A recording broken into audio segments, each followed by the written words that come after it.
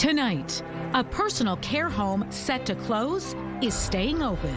It's very clear that we need to protect and preserve the personal care home capacity that we have. How the NDP government is taking control after negotiations with the owner failed. Also tonight, cracking down on camps. It's a lot tougher for the city of Winnipeg to actually locate some of these encampments. Why cold weather is to blame for a slowdown in enforcement. Plus, searching for Mr. or Mrs. Dress Up. It's hard to find somebody who has enough space to take in the thousands of costumes that we have in our inventory. Why this fabled costume collection is up for grabs.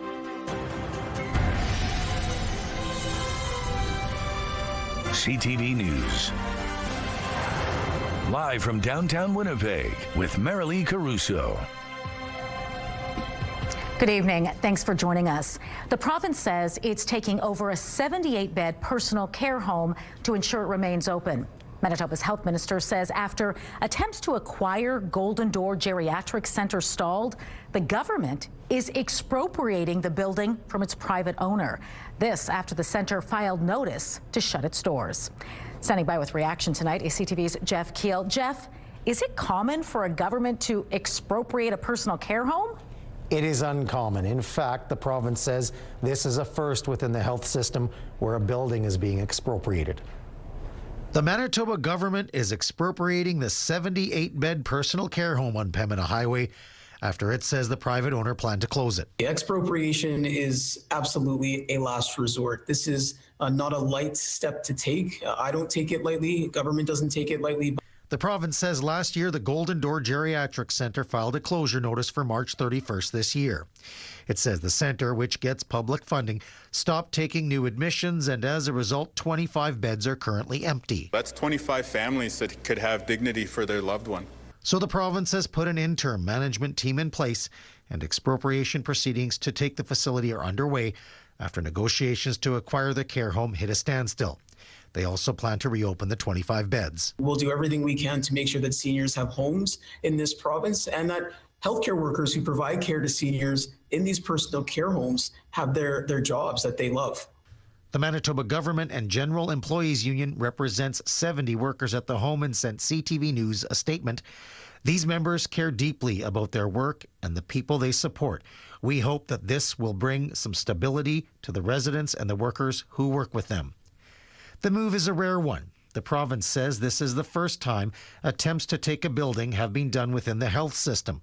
Normally, when governments undertake expropriation proceedings, the target is land, like the LeMay Forest, not a personal care home. And it's unclear what this will cost taxpayers. It's far more expensive for seniors to lose their homes. It's far more expensive to build, we know, personal care homes. In a statement to CTV News, the executive director of the care home says they have no comment while the government proceedings are pending.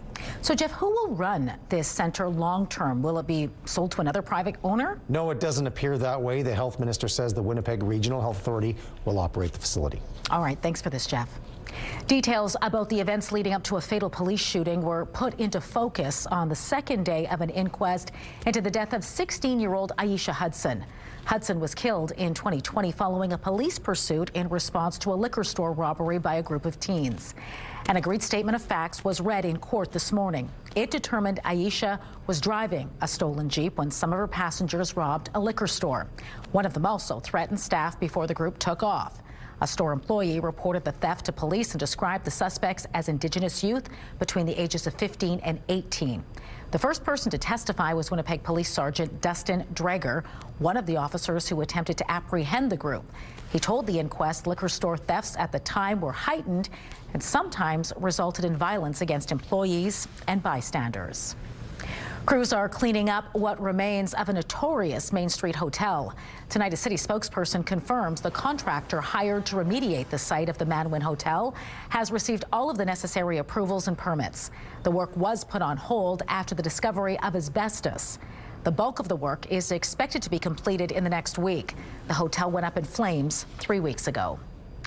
Premier Wapkanu is trying to strike a balance between his ambitions to significantly expand economic activity through the Port of Churchill while also protecting the environment. And today, he made an announcement he hopes will do just that. CTV's John Hendricks is standing by live to explain. So, John, what did we learn today? Marilee, Canoe says his government will spend $250,000 to explore the creation of a national marine conservation area in the western Hudson Bay. Environmental group Oceans North is also taking part in the initiative with a $1 million contribution. So if we want opportunity that endures, we have to protect the living systems that make this place worth coming to, worth studying, and especially worth calling home. Christopher Dubicki with Oceans North says the western Hudson's Bay is a key area for a variety of marine species. For example, he said a protected area reaching 50 miles from shore would safeguard about 95% of the local beluga whale population.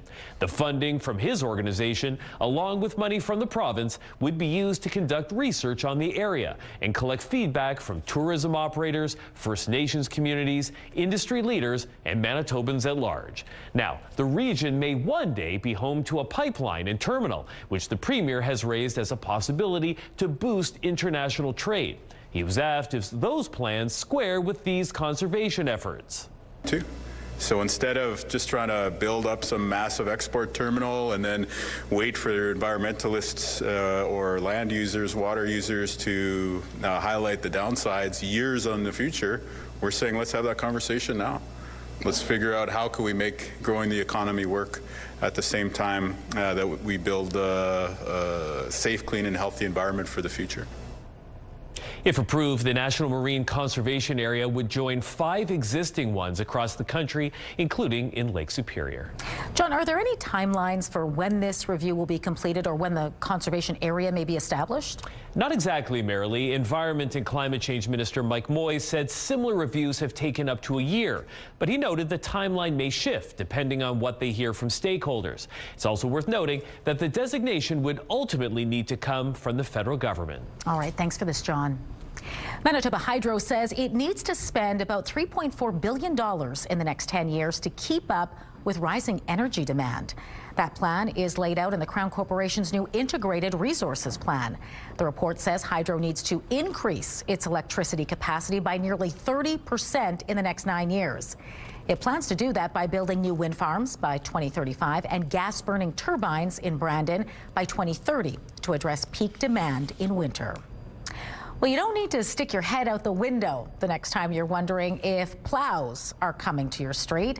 The city has just updated its online snow clearing map. And the online tool updates about every 15 minutes now, showing which sidewalks and paths are being cleared and which ones are already done. The city says staff used to enter the information manually, usually after a 12-hour shift. Now the site uses automatic vehicle location technology to show almost real-time progress. All right, let's bring in Colleen Brady now. Get a first look at your Skywatch evening forecast. No need to really worry about plows tonight. No snowfall in the forecast. Well, it's light. There's a little bit falling now. It took its time getting here. We had some sunshine in the morning, cloudy through the afternoon, and finally we got a little bit falling. But to tell you how light it is, or more to the point, show you, it's not even picking up on the radar. It's so light, it's drifting. So that tells you this is not a particularly potent low pressure system, but there is another one on its heels that will bring more snow to parts of the province. I'll show you where coming up. The CTV Live Eye is brought to you by Bath, Fitter exclusive home of the PermaFit solution in Winnipeg right now. You can see it's a little well, it's bustling out there. It's also snowing, and it's blowing around, or drifting really, in those south winds at 15 kilometers an hour. It is minus 13 degrees. With those winds, it feels like minus 20. The pressure is rising, and the humidity right now, Marilee, is 87%. Thanks, Colleen. Well, we're nearly 3 months into the city's enforcement of homeless encampments. Encampments are now banned near public areas like playgrounds and schools, but enforcement slowed down last month, with city staff saying the frigid temperatures are to blame. CTV's Dan Unger explains.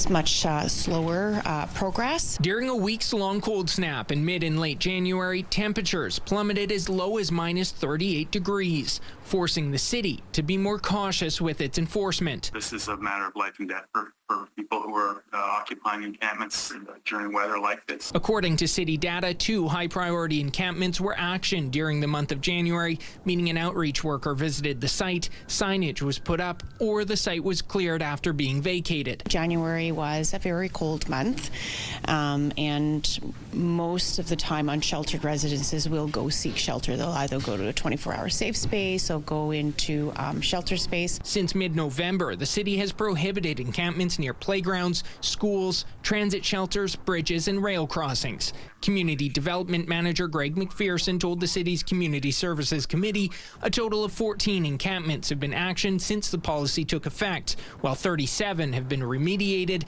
and 85 have been inspected by bylaw enforcement officers. We're working very closely with the province on a number of encampments to try to house people. Housing Addictions and Homelessness Minister Bernadette Smith tells CTV News since the launch of Manitoba's Your Way Home strategy last year, the province has moved 170 people from encampments into transitional housing with wraparound supports. All but 3 have remained housed. And while that's encouraging news for Community Services Chair Councillor Vivian Santos, she says the true test of the city's encampment policy will come when the weather warms up. We do see more an upper take of encampments showing up in the spring and summer because our residences don't necessarily want to stay within the shelter system. They prefer to be living outside. Danton Unger, CTV News, Winnipeg. A major fire on Salter Street last night forced emergency crews to shut down the road near Mountain Avenue. The call came into the fire department around 4:15 p.m. A 2.5-story duplex in the 400 block of Salter was on fire. When crews arrived, smoke could be seen pouring out of the building. Firefighters went inside and launched an interior attack. While inside, they also managed to rescue a cat from the home. No one was injured. The cause of the fire is under investigation. Economic uncertainty and trade disruptions are proving to be major concerns for Manitoba businesses. That's according to the Manitoba Chamber of Commerce's 2025 Business Outlook Survey, which was released today. It found 80% of respondents had some level of concern about trade disruptions, including nearly 30% who are very concerned. However, it isn't the only issue facing Manitoba businesses. 3 in 5 say the biggest barrier to growth right now is the cost of doing business, followed by labor availability and workforce retention. Looking to the future, a majority of those polled say eliminating interprovincial trade barriers should be the government's top priority to reduce uncertainty. The survey of of 157 Manitoba business leaders was conducted online between November 17th and December 17th of last year. Winkler is gearing up to host its first ever Pride later this year. At the end of each Pride season, we send out a survey and ask, what would you like to see? And last year, number 1 was, please bring it to Winkler. And that's what Pembina Valley Pride plans to do on June 13th. Planning is underway to host the event in Winkler, which is expected to include speakers, a market, rainbow church services, and more. Organizers say having Pride in smaller areas allows people to feel supported and accepted without having to leave their home community. We want them to know that they're not alone, that you can come together, be yourself, and share who you are. Pembina Valley Pride expects around 200 to 300 people to attend. It hosted its first ever parade in 2019 in Morden. Since then, it's also held events in Altona and Carmen. A pool in the Niagara Park neighborhood may soon bear the name of a longtime public servant. St. Boniface councillor Matt Allard has put forward a motion to rename Bonnie Vitale Pool. If successful, the facility would be renamed Dan Vandel Bonnie Vitale Pool in honor of the longtime area councillor and MP. Vandel dedicated more than 26 years of public service, including 5 terms of a councillor for St. Boniface and then more than a decade representing the area in the House of Commons. Vandel announced in 2024 he would not seek re-election. The motion was approved by the Community's Services Committee today. However, Councillor Emma Durand-Wood voted in opposition as Allard wants to waive the Public Services review of the name change. The motion will be discussed at the next Executive Policy Committee meeting in 2 weeks' time. Yes, they're part of the community, but they're also part of our families too. Coming up, a heartbreaking loss, an Alberta town in mourning after 3 hockey players are killed in a crash.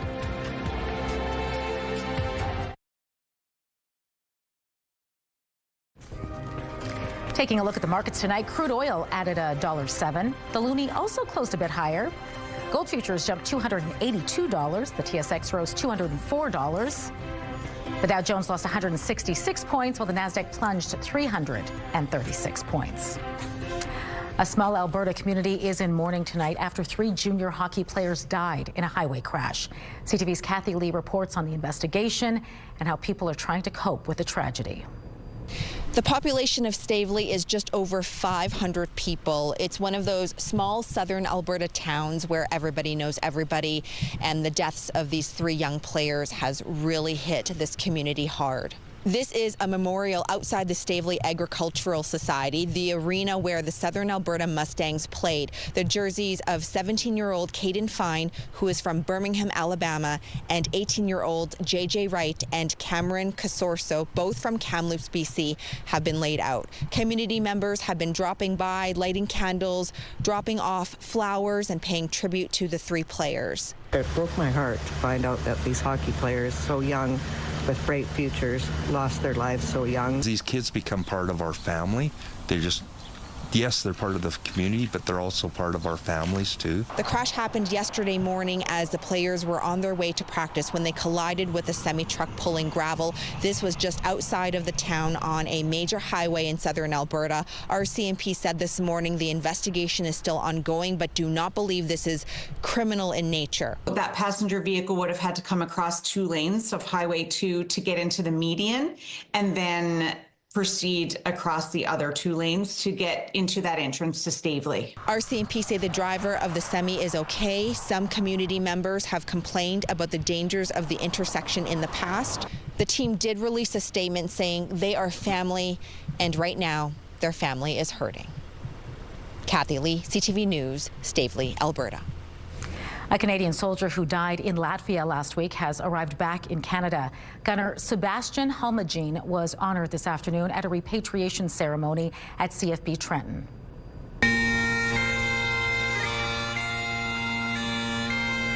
The Department of National Defense says Halmagine died near the Latvian capital last Thursday. The circumstances surrounding his death are under investigation. The 24-year-old from Hamilton, Ontario, served in the military for nearly 3 years. He's remembered as a gunner who dedicated his life to military service. The mission taking Canadian astronaut Jeremy Hansen to the moon has been postponed until at least March. NASA planned to launch on Sunday, but there were hydrogen fuel leaks found during the test of the rocket yesterday. The data gathered during that dress rehearsal will still help in future launches. The Artemis 2 mission will see Hansen and 3 colleagues travel around the far side of the moon and back to Earth. Another crew is set to land on the lunar surface next year. The death of Alex Preddy in Minneapolis has been ruled a homicide by the medical examiner. Preddy was shot several times by Border Patrol agents during a protest last month.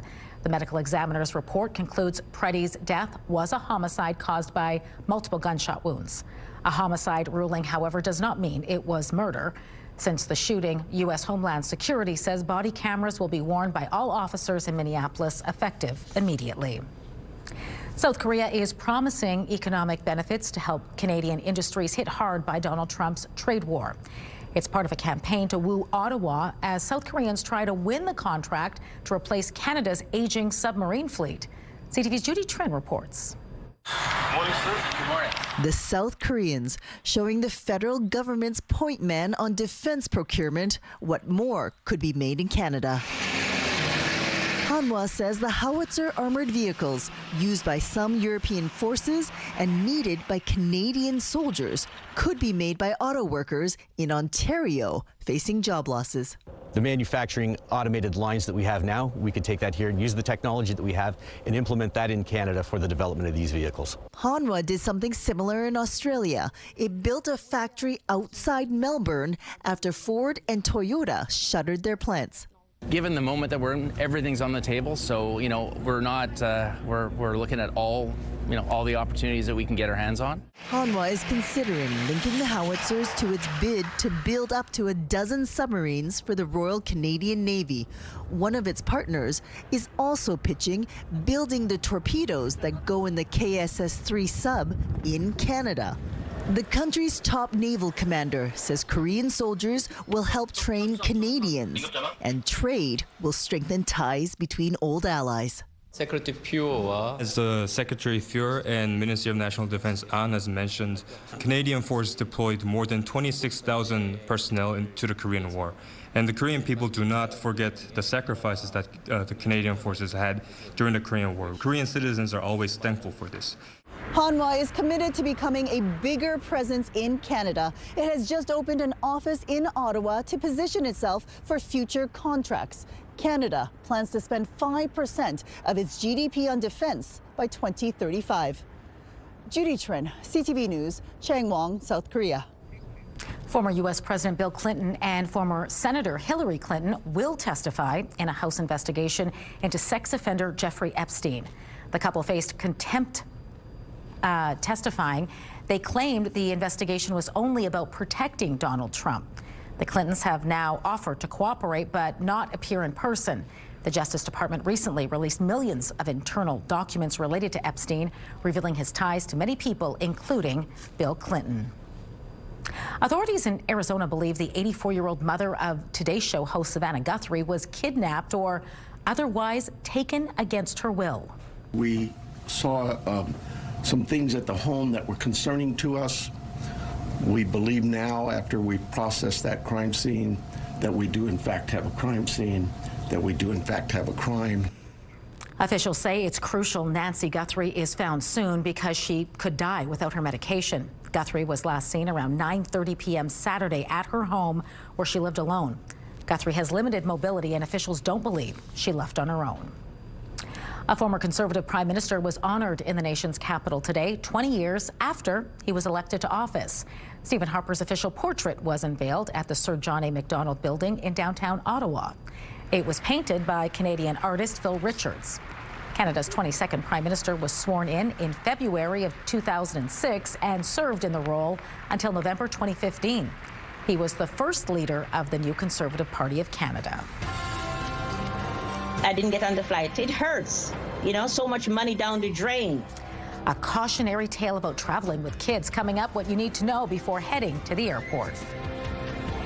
And some mild temperatures on the way to Winnipeg. How about +3 under a mix of sun and cloud on Thursday? There will be a cold front coming through, though, so Friday won't be as warm, but still above normal or right around it. -10 degrees, mostly sunny. The weekend, not so sunny, but temperatures will be quite comfortable for this time of year. -4, -2 on Sunday, up to -1 on Monday, still under a cloudy sky.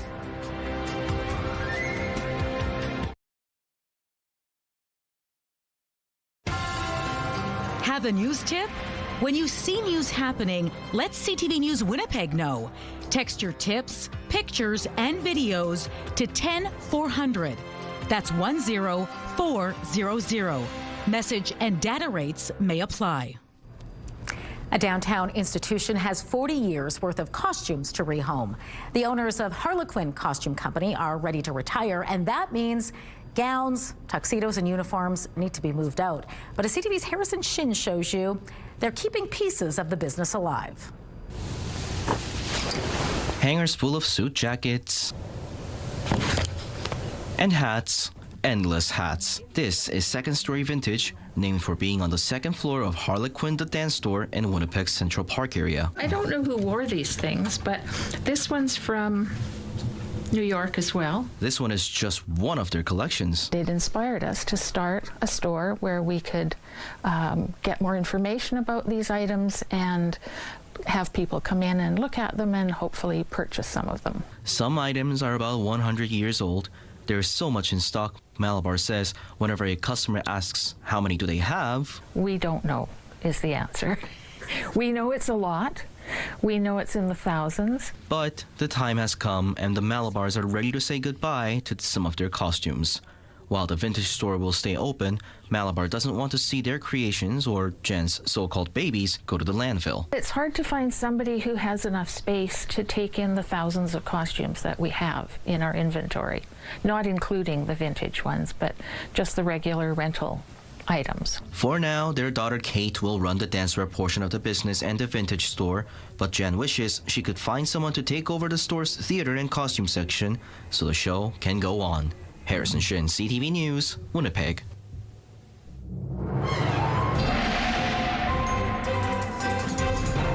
CTV Skywatch weather brought to you by South Beach Casino and Resort. Visit southbeachcasino.ca.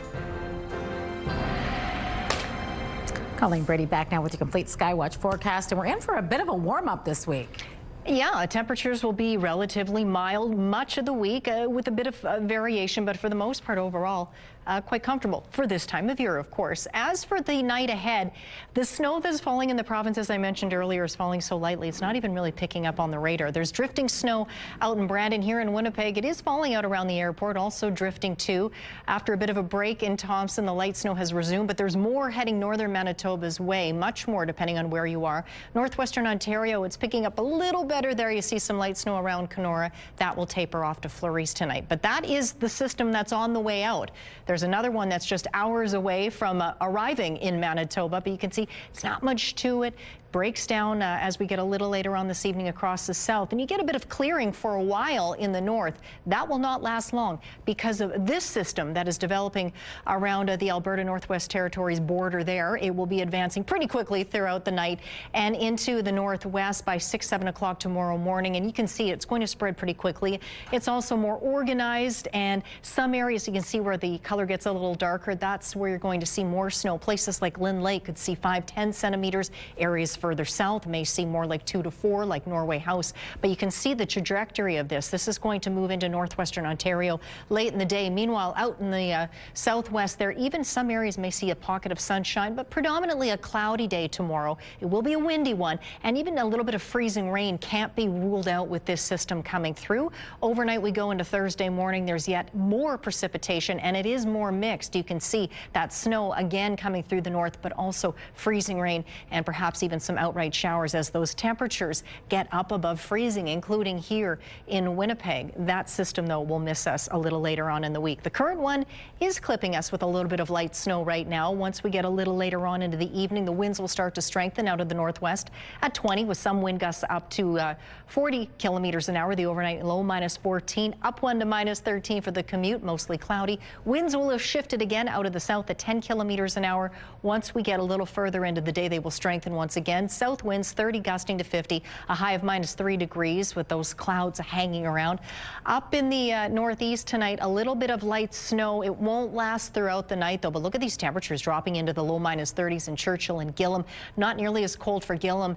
Thompson down to -26 with light snow falling there. It will continue tomorrow, -10. Now, Island Lake, you'll get some sunshine in the morning before that snow catches up to you. In the northwest tonight, Lynn Lake, Flin Flon, Norway House will see some snow. There's a chance of it around Ocean and the Paw. Overnight low is a bit of a range there. -13 for the Paw, but -24 overnight for Lynn Lake. Snow continuing there tomorrow. Ocean as well. You'll catch some sunshine tomorrow on the way to a high of 0, but a little bit of light snow is possible. Flin Flon, you'll catch more snow, but you saw there your high quite mild too.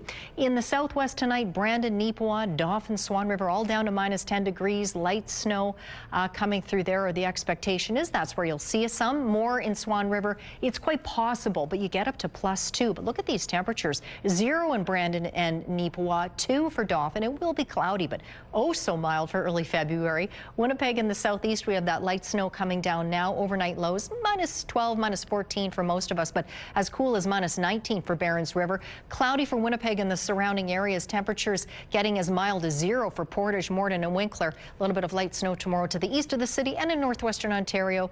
Light snow turning to flurries tonight. Overnight lows -17, -18. Clouds stick around tomorrow with highs of -8 and -9. This is a stunning photo, isn't it? Alex took this photo of the sunrise over Winnipeg, looking out towards St. Bees, she says, St. Boniface, of course. And this is the sunset out at Sandy Hook. That photo was taken by Clive. Email us your weather photos to winnipegweather@ctv.ca. Thanks, Colleen. There are a lot of families who are planning trips to get a break from the cold weather, and many are expected to fly south during March break. If you're traveling with grandchildren or nephews and nieces, you need the proper documents or you might not be allowed to get on the plane. CTV's Pat Foran explains. It was very sad, you know. Avita Gordon of Brampton was going to Jamaica with her husband for a wedding. They decided to travel with their grandchildren as Gordon's daughter had flown ahead as she was in the wedding party. But when they were boarding the plane, there was a problem. I asked for a letter for the grandkids to show that, you know, I have permission to travel with the grandkids. I said I don't have one. Gordon was told without documents showing the children were allowed to fly with her, they could not board the flight. All four of them ended up not getting on the plane. I wanted to give the grandchildren a trip with myself, you know, and I didn't get on the flight. It hurts, you know, so much money down the drain. The couple had to buy new airline tickets the next day, and the grandchildren had to stay home with relatives. This happened in December of 2024, but the Gordons had been seeking a refund from Air Transat, which was denied. A spokesperson for the airline told CTV News the children were traveling with their grandparents without a parental authorization letter, which is a mandatory requirement when minors travel without their parents or legal guardians. This rule exists to protect minors and prevent child abduction. It is heartbreaking because it's something that I think people just don't think about when they're booking that trip and when they're making their way to the airport because they're just excited to be going, right? Travel expert Jennifer Weatherhead says it's important to have the proper documents when traveling with a minor or you will be denied boarding. You need their passport, birth certificate, parental consent, and that letter should be notarized to make sure that it is okay. You need to have proof of your relationship to the child as well, and then any kind of custody documentation. You'll find travel information on the federal government's website and how to write a consent letter. Gordon wanted to warn other grandparents what happened to them.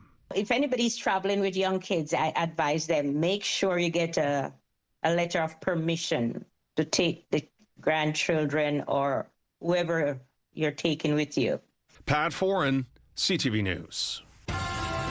We have lifestyle risk factors, we have medical risk factors, and of course those non-modifiable risk factors.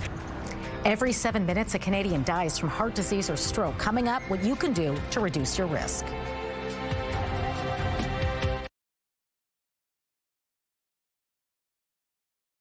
Get Winnipeg's top stories, breaking news alerts, and watch live. Download the CTV News app. More than 6 million Canadians are living with heart disease, according to a new report out today by the Heart and Stroke Foundation.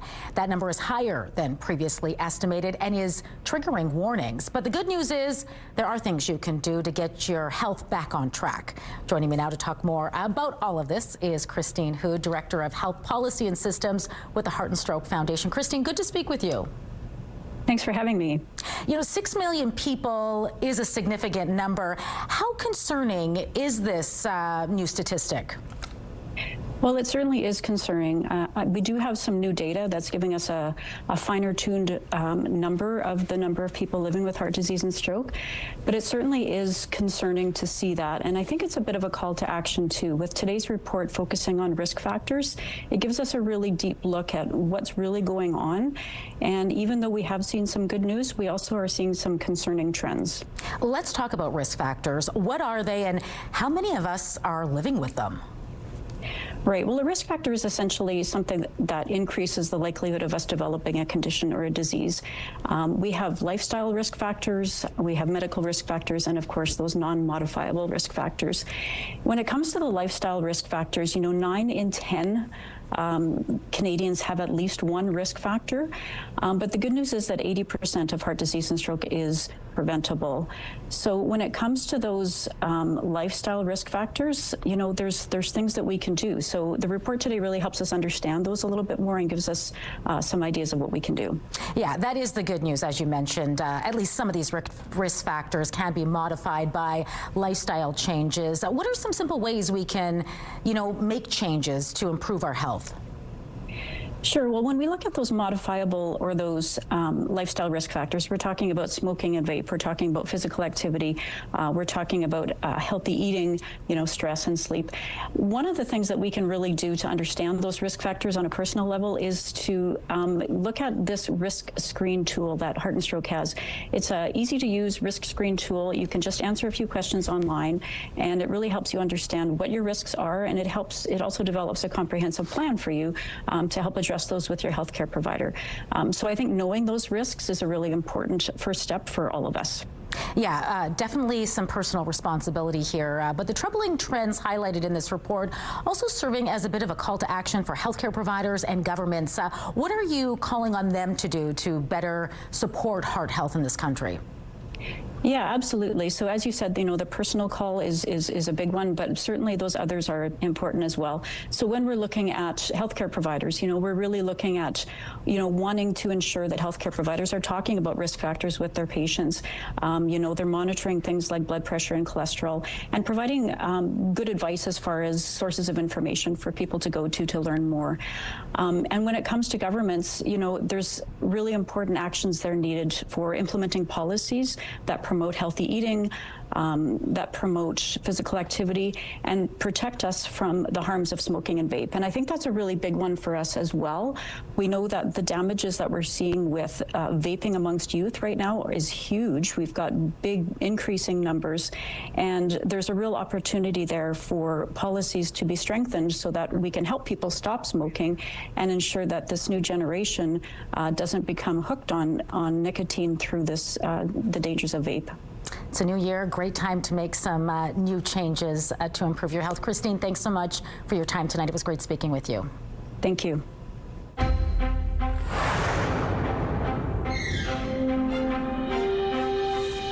Alarming data from a new study says ultra-processed foods like pop and sweets are, quote, carefully engineered to encourage consumption and should be regulated like cigarettes.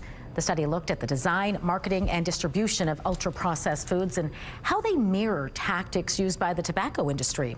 The findings argue these foods come with serious health risks and should be considered addictive as they optimize craving, rapid intake, and repeated use.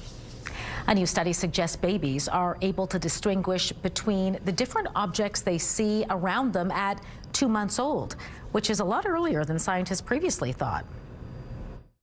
Infants know a lot more than we thought that they did, and their brains are processing the world around them in hugely complex ways. They're not just lying there passively waiting until they can move around themselves and speak. There's a lot of complex cognitive development happening within the first year of life, and now with this type of method we can really start to measure that. The findings may help doctors and researchers better understand cognitive development in infancy. The study looked at data from 130 2-month-olds who underwent functional brain imaging while awake. The babies viewed images from 12 categories commonly seen in the first year of life, such as trees and animals. Results were published in Nature Neuroscience Monday. An Ontario family is in a race against time to find a cure for their son's extremely rare condition. CTV's Pauline Chan has the details. Whoa! He has an infectious laugh and is doing very well with his current routine of various therapies. But Lucas Azevedo's family fears the mutation in his RBM28 gene may rob the 2-year-old of his chance at a full and healthy life. We've known about it since November of 2025. There is no official name for it or diagnosis for it. It's kind of a rare mutation that he has. Lucas's uncle, himself a neuroscientist, says so much about the boy's future is a mystery. What it appears to do is be involved in the formation of the ribosome and the function of the ribosome. The ribosome is a cellular structure that converts genes into proteins. Sophia says there is a boy in Mexico who appears to have the same mutation, but other than that, they don't know of any other cases. Their best hope is to develop a personalized gene therapy, and they've already found a clinic in the U.S. that's willing to do that, but the price tag is $1.7 million Canadian, and they need almost 300,000 Canadian just to begin the first stage. They've started a GoFundMe page and consulted with Terry Pirivolakis, who who also fundraised to get his son, Michael, a gene therapy for his ultra-rare disease. They raised $4.5 million, and he says it's a very tough thing for families to face. A disorder with under 5,000 patients in the U.S. is not commercially viable.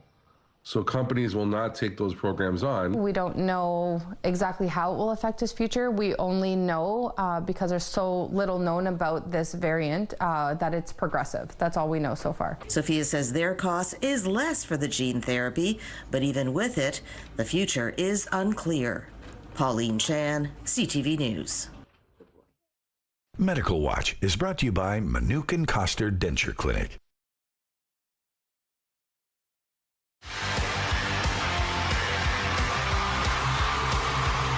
Well, grab your eyeliner and Aquanet because Motley Crue is coming to town. Those details next in Spotlight.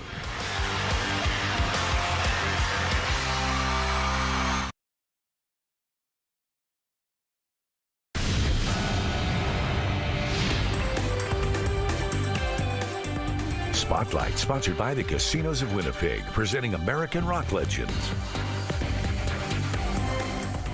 A legendary rock band will help kickstart the summer with a stadium show here in Winnipeg.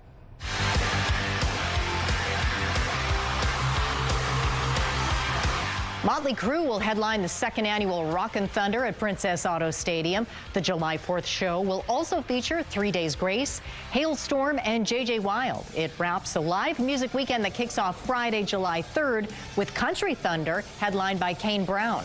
Tickets for Rockin' Thunder go on sale Friday through Ticketmaster. Free Sundays at Weg Majorque are sticking around. The art gallery offers free admission on the second Sunday of every month. It includes already family-friendly activities like games, art making, tours, and performances. The WEG says more than 40,000 people have popped in on Free Sunday since the program's inception. The next Free Sunday is happening this weekend. The WEG is open from 11 to 5. A pop culture phenomenon has increased demand on the Winnipeg Public Library's collection. Canada-Russia final showcasing the two most talked about prospects in the world. Canada's Shane Hollander. Shane Hollander, I wanted to introduce myself. The popularity of the Heated Rivalry TV show has sparked an uptick in requests for the book series. The city's libraries have 20 physical copies. Those have been checked out over 300 times since the start of the year, with 140 names on the wait list. The ebook is up to 290 hold requests, and the audiobook is topping 150 names. A book can be a few years old, and then all of a sudden an announcement for a movie or TV series comes out, and there's usually an uptick in holds.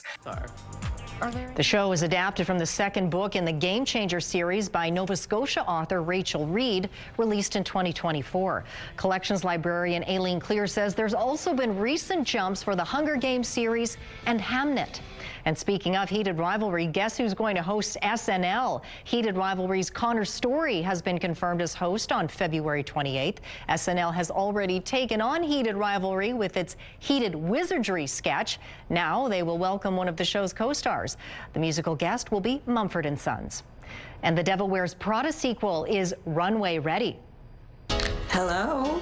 Well, look what TJ Maxx dragged in. Sorry, who is this? Do you know her? Do I know her? I'm Andy Sachs. Andrea? She was one of the Emilys. One of the what?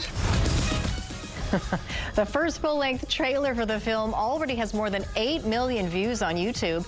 In it, Meryl Streep's Miranda Priestley is reunited with both Anne Hathaway's Andy and Emily Blunt's Emily. And of course, she doesn't ever recall meeting either of them. Stanley Tucci also returns as Miranda's right-hand man, Nigel.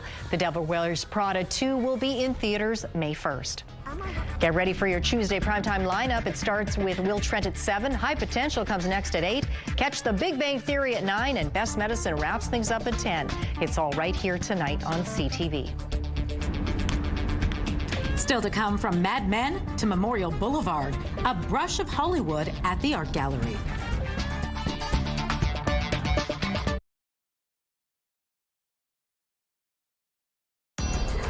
Women's clothing provided by R.W. & Company. Salon services provided by S&T Spa Salon.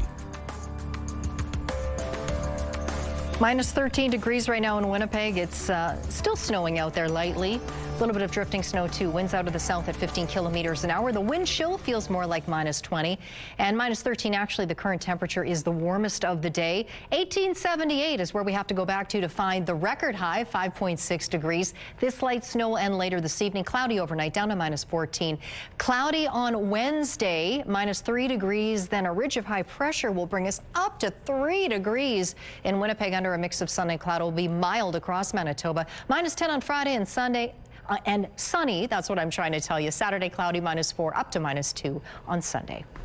Thanks, Colleen. Well, it's no secret actor Jon Hamm made the most of his time here in Winnipeg.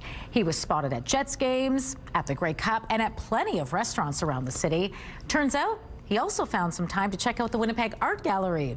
Check this out. WAG staff tell us Hamm popped in just before the holidays for a tour. Hamm told staff he often visits art galleries when he's visiting a new place. He was especially taken aback by some of the Inuit carvings at the WAG and expressed how he wanted to learn more about the land he was filming on. Hamm also was joined by some of his crew from the upcoming TV series American Hostage. Very cool. Absolutely. Yeah, he hit all the hot spots. He sure did. Well, well done. Got up to Stonewall, got around. Yeah, everybody, it seems like you and me are the only ones that didn't get a photo with him. We didn't. Visit the studio next time, John. You missed this spot. Yeah. Right. Have a great night. We'll see you back here tomorrow.